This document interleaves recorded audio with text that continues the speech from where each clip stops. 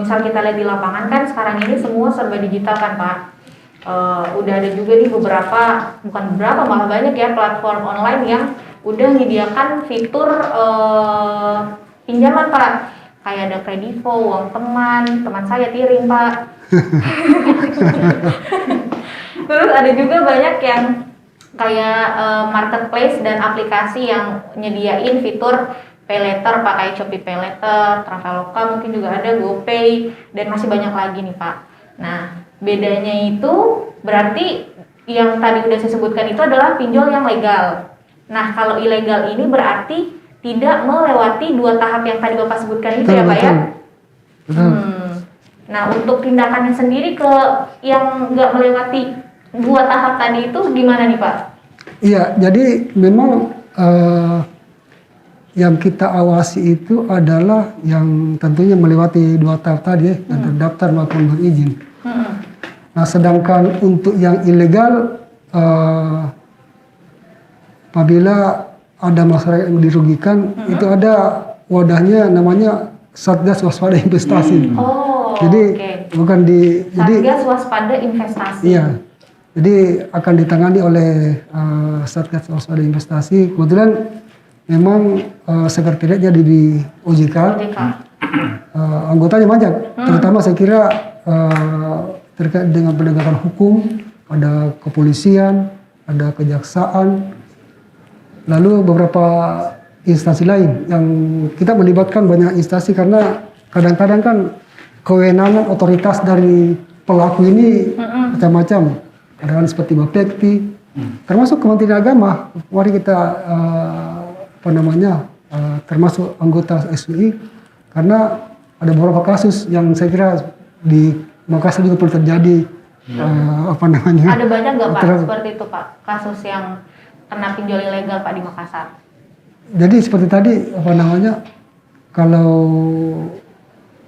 sejauh ini pemantauan kami di OJK, mudah-mudahan belum sampai ini ya, belum sampai ada laporan secara. Memang tahun lalu sempat ada kasus di Tanah Toraja ya, dan itu sudah sudah diproses oleh SWI Satgas Waspada Investasi dan saya kira sudah polis, tetapi kasus sekarang masih sedang rasanya sih masih banding ya. Tapi saya kira prosesnya sudah ditangani oleh SUI. Rasanya sih sejak tahun lalu sampai sekarang laporan masuk ke OJK itu mengenai pintu ilegal tidak ada lagi.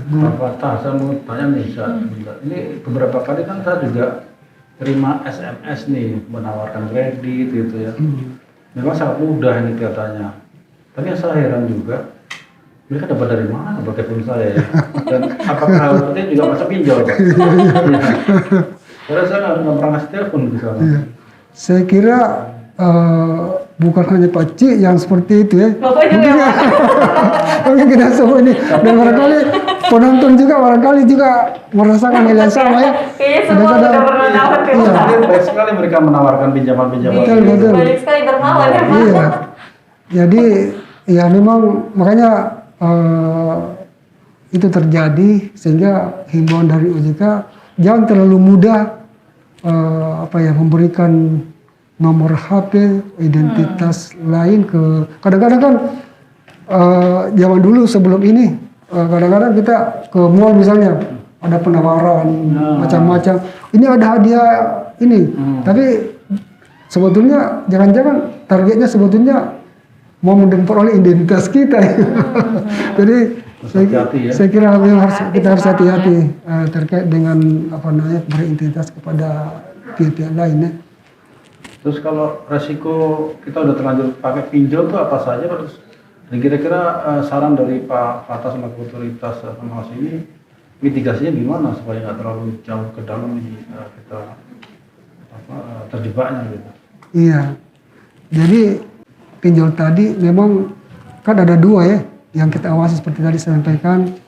Yang kita awasi itu adalah pinjol legal, sedangkan yang ilegal ya memang itu yang saya kira yang jadi trending sekarang di tangan oleh Satgas Waspada Investasi.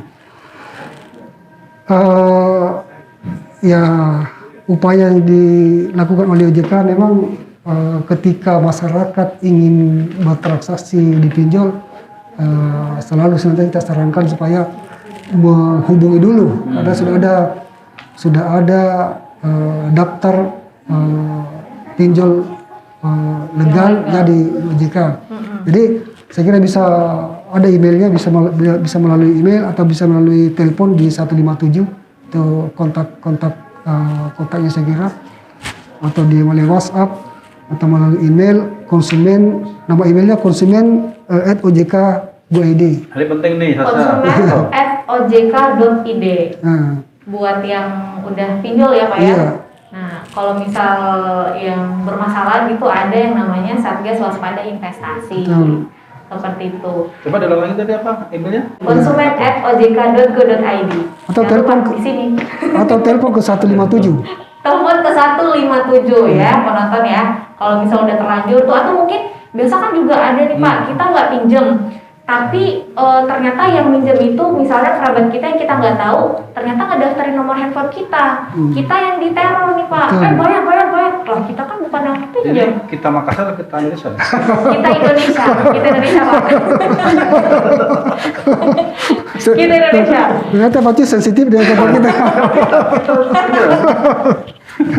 Nah itu kan biasa juga tuh Pak, ada teman saya juga yang seperti itu, yang jadi korban gara-gara kerabat yang pinjol ini daftarin nomornya teman saya gitu. Nah apakah bisa ke Satgas Waspada Investasi atau gimana nih Pak? Iya. Jadi prinsipnya kalau ada masyarakat yang merasa dirugikan terkait dengan jasa keuangan, apapun termasuk yang sebetulnya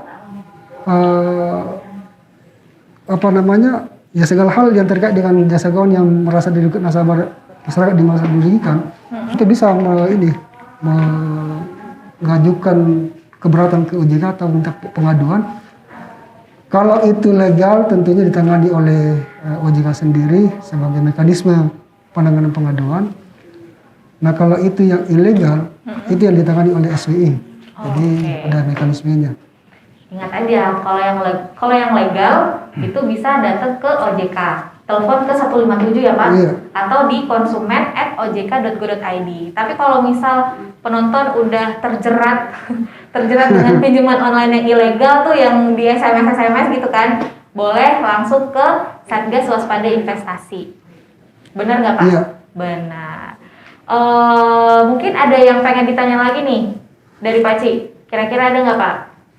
Kalau mungkin karena waktu juga ya, mungkin pesan-pesan dari Pak Fatah selaku otoritas di pinjol ini apa kepada masyarakat Pak?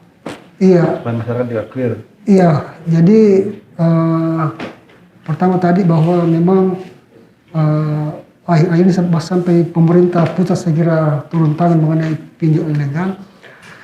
Sehingga dari OJK mengharapkan minta kepada masyarakat ketika mau memanfaatkan jasa pinjol harus dipastikan dulu bahwa pinjol ini ilegal.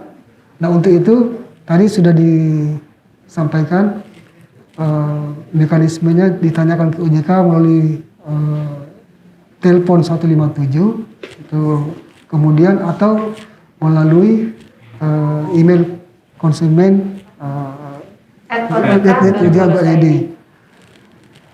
Jadi masyarakat dihimbau untuk melakukan menghubungi dulu OJK sebelum melakukan transaksi, sebelum memanfaatkan pinjol, supaya memastikan bahwa pinjol ini apakah pinjol ini sudah terdaftar atau sudah berizin di OJK, supaya jangan ketika sudah muncul masalah baru ke OJK. Baru ke OJK, biasanya seperti itu ya Pak. Jadi sebaiknya ditanyakan dulu sebelum melakukan transaksi, karena itu menjadi penting supaya paling tidak mengurangi kerugian masyarakat. Karena kalau itu terdaftar ilegal, saya kira di bawah pengawasan OJK sehingga lebih mudah penanganannya. Mungkin itu yang paling utama saya kira.